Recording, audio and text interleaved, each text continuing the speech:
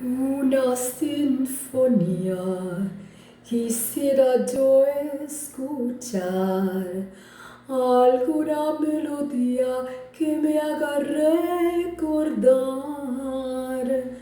pero es imposible, no hay una canción que sea como el sonido de tu voz, un violín que llora, un arpa por hablar, el piano se enamora y le quiere cantar, pero es poca cosa, no hay una canción, no hay nada como el sonido de tu voz,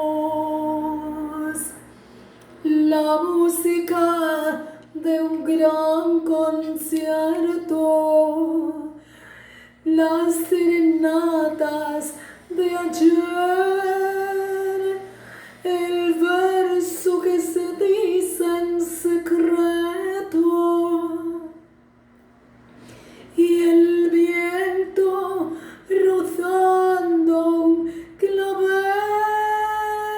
No hay nada, vida. Y otra sinfonía escrita por Ravel, de corte impresionista, hermosa debe ser.